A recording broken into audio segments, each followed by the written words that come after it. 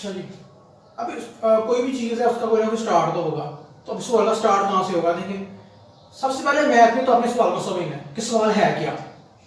दर्ज झेल मैट्रिक्स का मर्तबा बताएं। अब ये मैट्रिक्स है, ए मैट्रिक्स है, मैट्रिक्स बी है, मैट्रिक्स सी है। अब इसका आपने मर्तबा बताना है। उर्दू में कहते हैं इसे मर्तबा और इंग्लिश में कहते हैं ऑर्डर ऑफ मैट्रिक्स। अब तो वो दो चीजें हैं क्या जो डिपेंड करती हैं। अगर वो आपको पता है तो किसी मैट्रिक्स का मर्तबा या ऑर्डर ऑफ मैट्रिक्स हम निकाल सकते हैं। तो पहली चीज है रो और दूसरी चीज है कॉलम। अब रो क्या होती है और कॉलम क्या होती है, पहले तो आपको ये बताना चाहिए कि रो कैसे निकालनी है और कॉलम कैसे निकालना है। तो उसके लिए पहले तो आप ये देख लें कि रो किसे कहते हैं और कॉलम किसे कहते हैं। अब मैं ये लाइन यहां पे ड्रॉ करता हूं।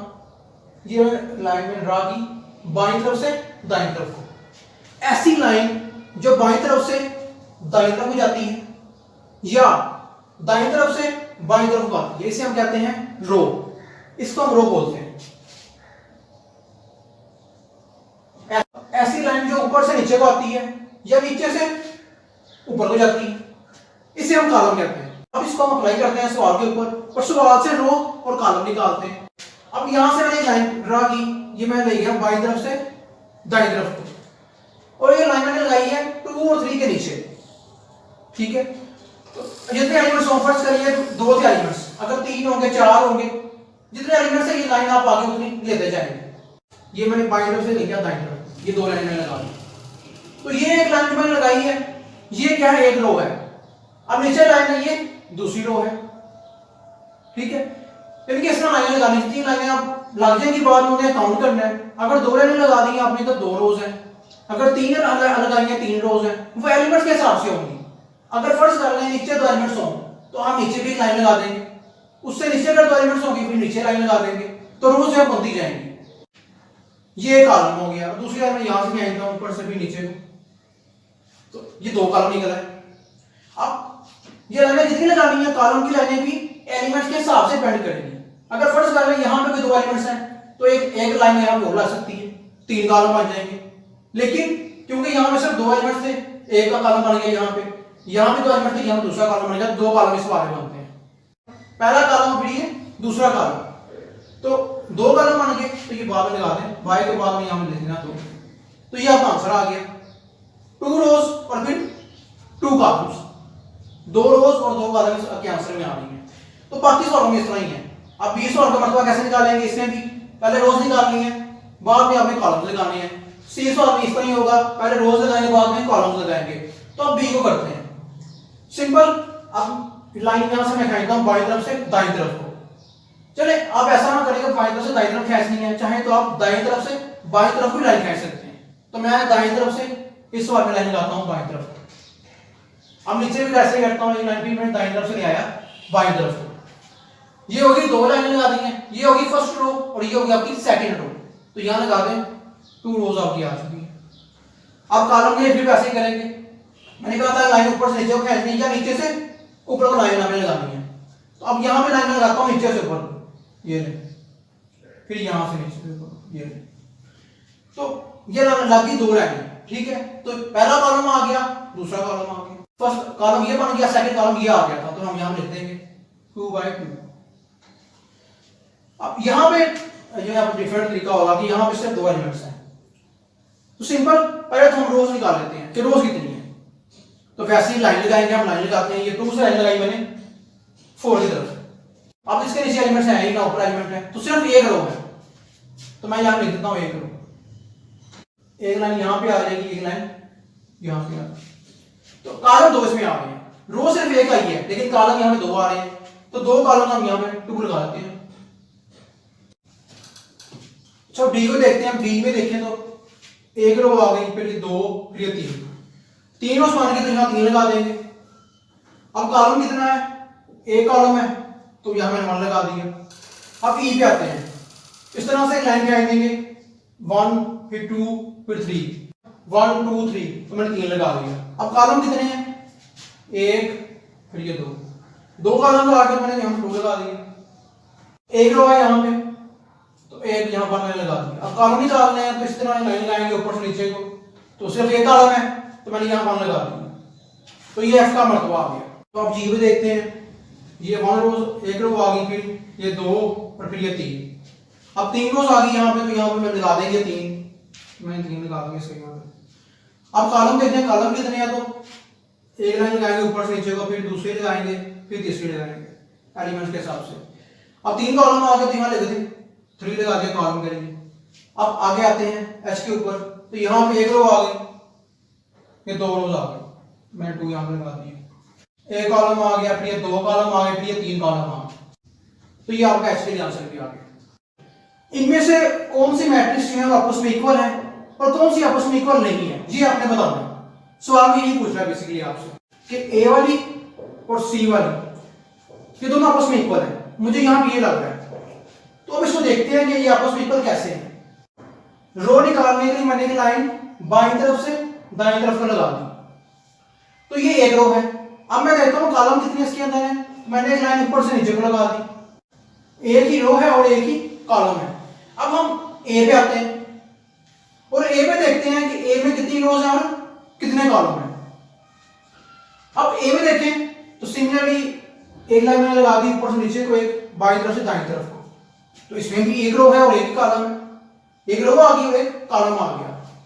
तो यहां पर लेता हूं मैं 1 रो और 1 कॉलम, एक रो है और एक कॉलम है सी में भी और ए में भी। तो ये आंसर क्या आ जाएगा, ए इक्वल सी के। ये पहला आंसर हमने निकाल लिया। अब मैट्रिक्स बी और आई मुझे आपस में इक्वल लग रही है, तो एक रो है, कॉलम एक आ गया, फिर ये 2 कॉलम आ गए, एक रो है और कॉलम 2 है। तो ऊपर लिखते हैं यहां पे शो करेंगे आपको 1 रो और 2 कॉलम्स, एक रो है और 2 कॉलम है। आप आई को देखते हैं, आई में भी एक लाइन में लगाई बाएं तरफ दाईं तरफ को, एक रो है, कॉलम कितने हैं, कॉलम यहां पे 2 है, तो 1 रो और 2 कॉलम्स, ये दोनों इक्वल है, बी भी इक्वल है, आई भी आपस में इक्वल है। तो ये आपका नंबर 2 आंसर आ गया, बी इक्वल है आई से। मैट्रिक्स एफ और जी मुझे आपस में इक्वल लग रही है, तो इसे चेक करते हैं। 1 रो 2 रो, एक रो होगी, फिर ये दूसरी रो होगी, इसमें कुल 2 रोज हैं। तो यहां लिख देता हूं ऊपर में 2 रोज। अब कॉलम देखते हैं, तो कॉलम सिर्फ इसमें एक है, मैंने साथ लगा दिया कॉलम, 2 रोज होगी और एक कॉलम आ गया इसके अंदर। जी में देखते हैं, इसमें भी 2 रोज और एक कॉलम, तो ऊपर डालता हूं यहां 2 रोज और 1 कॉलम। तो एफ इक्वल आ गई जी के, एफ इक्वल जी के। अब ई एच और जे, ये 3 मैट्रिक्स मुझे आपस में इक्वल लग रही है। देखिए इसको चेक कर लें, तो एक रो यहां पे बन गई इसकी, फिर ये 2 रोज आ गई इसके अंदर। अब कॉलम देखते हैं, एक कॉलम और फिर ये 2 कॉलम, 2 रोज हैं, 2 ही कॉलम है इसके अंदर। अब एच में देखते हैं, एक रो फिर दूसरी रो आ गई, एक कॉलम फिर दूसरा कॉलम आ गया, इसमें भी 2 रोज हैं और 2 ही कॉलम है, यानी एच भी और ई आपस में इक्वल है। अब इस जी वाले को देख लें, इसमें भी एक रो 2 रोज फिर एक कॉलम में फिर 2 कॉलम, यानी कि 2 रोज हैं, 2 ही कॉलम जी के अंदर भी हैं। तो क्या आ गया, फिर नंबर 4 आंसर जो आ गया आपका ई इक्वल है एच के, ई इक्वल है एच के और एच इक्वल है जे के। ये नंबर 3 आंसर आपका आ गया। सवाल में ये पूछा जा रहा था आपसे कि बताएं जनाब कि कौन सी मैट्रिक्स आपस में इक्वल है, कौन सी इक्वल नहीं है। तो ये हमने बता दिया कि ए इक्वल है सी के, बी इक्वल है आई के, एफ इक्वल है जी के, ई इक्वल है एच के, एच इक्वल है जे के। ए से लेके जे तक जितने सवाल थे वो हमने निकाल लिए। तो हम क्वेश्चन नंबर 3 को शुरू करते हैं। ए बी सी और डी की कीमतें मालूम करके दें। और ये दूसरी मैट्रिक्स है। अगर 2 मैट्रिक्स कोई भी आपस में इक्वल है, उनके जो एलिमेंट्स हैं वो भी आपस में इक्वल होंगे। पहला एलिमेंट है पहले के इक्वल होगा, दूसरा एलिमेंट दूसरे के इक्वल होगा, तीसरा एलिमेंट तीसरे के इक्वल होगा, चौथा एलिमेंट चौथे के इक्वल, नंबर 4 एलिमेंट जो है वो नंबर 4 के इक्वल होगा। तो वैसे ये हमारे पास आ गई मसाबात नंबर 4। अब सवाल ये है कि ये 4 मसाबात जो है इनमें से अब किसको पहले हम हल करेंगे। हमने वो मसाबात लेनी है सबसे पहले कि जहां से हमें की वैल्यू मिल रही हो, जहां से हमें ए की वैल्यू मिल रही हो या बी की वैल्यू मिल रही हो या सी की वैल्यू हमें मिल रही हो। अब मसाला नंबर 1 पे आए तो a प्लस सी, यहां से हमें ना c की वैल्यू मिलेगी और ना ही a की वैल्यू मिल सकती है। 2 से भी हमें कुछ नहीं मिल सकता क्योंकि b की वैल्यू हमारे पास नहीं है, c a की भी नहीं है। अब मसाला नंबर 3 पे आए, अब यहां से हमें c की वैल्यू मिल सकती है। उसकी वजह ये है कि -1 जो है हम इसको इस साइड पे आएंगे तो हमारे पास c आ जाएगा, तो c से हमें मसाला नंबर 3 से हमें वैल्यू मिल सकती है, तो इसलिए हम मसाला नंबर 3 को लेंगे पहले। तो टेकिंग 3, मसाला नंबर 3 को लेंगे हम, जो क्या c - 1 इक्वल 3, क्योंकि अब यहां पे एलिमेंट क्या माइनस में है तो उस तरफ जाएगा तो क्या हो जाएगा, प्लस हो जाएगा। तो c इक्वल आ गया 4 के। ये हमने एक आंसर निकाल लिया। अब ये जो आंसर आया है इसको हम इक्वेशन नंबर 1 में पुट करेंगे c के आंसर को, तो यहां से हमें a की वैल्यू मिल जाएगी। तो कैसे मिलेगी, c की हमने 4 लगा दिया,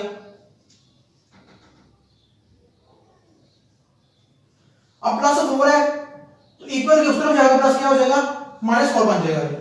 ये -4 आपके पास आ गया,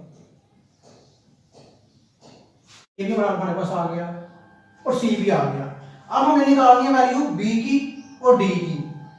पहले निकालते हैं b की। अब b के लिए इक्वेशन 4 से इसकी वैल्यू नहीं आ सकती, इक्वेशन नंबर 3 से वैल्यू नहीं आ सकती, इक्वेशन नंबर 2 से b की वैल्यू आ सकती है। तो क्या करेंगे, पुट इन, जो आंसर आया था पुट इन इक्वेशन नंबर 2। तो यहां से क्या हुआ, -4 को ले गए उस साइड पे, ये बन गया +4, 2 भी इक्वल आ गया -7 + 4 के। अब ये 2 भी, अब यहां पे क्या है, अब हमें यहां पे b चाहिए, 2 चाहिए, 2 को हम 2 यहां पे जरब हो रहा है b के साथ, तो उस तरफ जाके क्या हो जाएगा, डिवाइड होगा, तो b आ गया -3/2, या इसको ऐसे लिख सकते हैं b इक्वल -1.5, तो ये आपके यहां से b आ गया। तो टेकिंग 4 इक्वेशन का फॉर्म में ली यहां पे।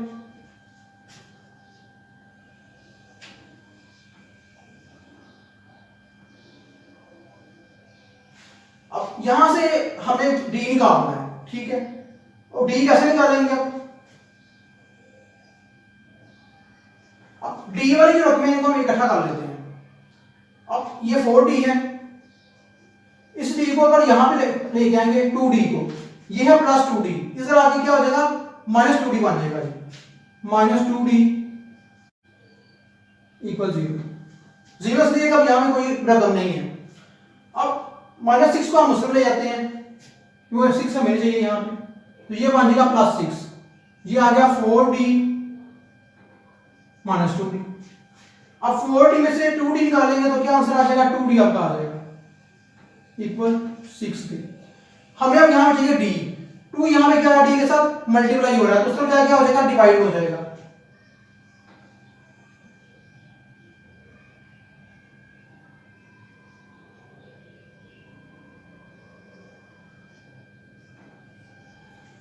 तो b किसके इक्वल आ गया, 3 के इक्वल आ गया, तो ये आपका आंसर आ गया। यानी कि ऑप्शन a की वैल्यू निकाल ली जो थी -4, b की थी -1.5, c की थी 4 वैल्यू और d की थी वैल्यू 3, और इसके साथ ही एक्सरसाइज 1.1 आपकी जो है वो कंप्लीट हो चुकी है।